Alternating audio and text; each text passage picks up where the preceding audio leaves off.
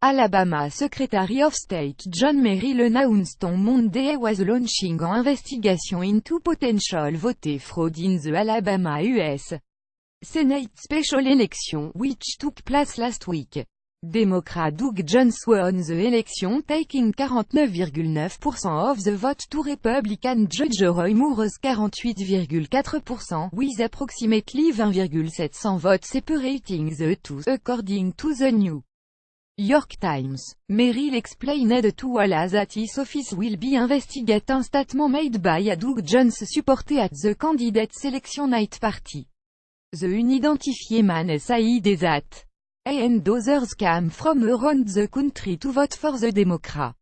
Wallace reported Katie asked him, "Why are you excited to see this victory?" He responded, "Because we came here all the way from different parts of the country a part of our fellowship, and all of us pitched in to vote and canvass together, and we got our boy elected." Merrill was asked about the man's statement. "Well, it's very disconcerting when someone who's not from Alabama says that they participated in our election, so now it's incumbent upon us to try to identify this young man, to see what kind of role he played, if it was to simply play a canvassing role, or if he was part of a process that went out and tried to register voters, or if he himself actually became a registered voter."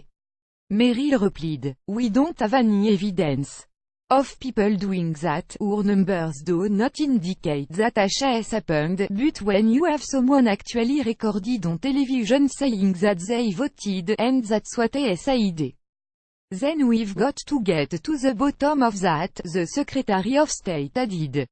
The Moore campaign has sent out multiple appeals over the last few days seeking contributions to investigate the allegation of voter fraud. In a Tuesday email, Moore stated, "Our program to ensure the integrity of this election is up and running. We're already receiving reports of potential voter fraud and other irregularities from voters all across Alabama," he said.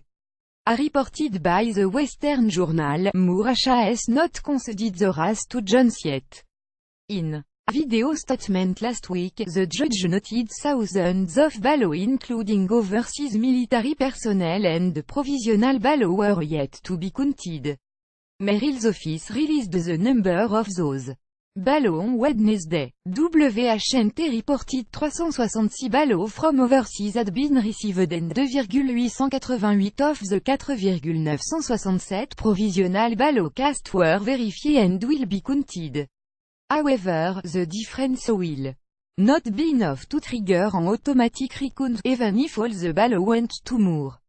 An automatic recount paid for by the state occurs only when there is a 0,5% difference or less between the candidates. The Moore campaign can pay for a recount, which it would likely seek to do if evidence were found of significant voter fraud. Merrill has indicated the election results will not be certified any earlier than DEC 26 or later than Jan. 3. What do you think? Scroll down to comment below.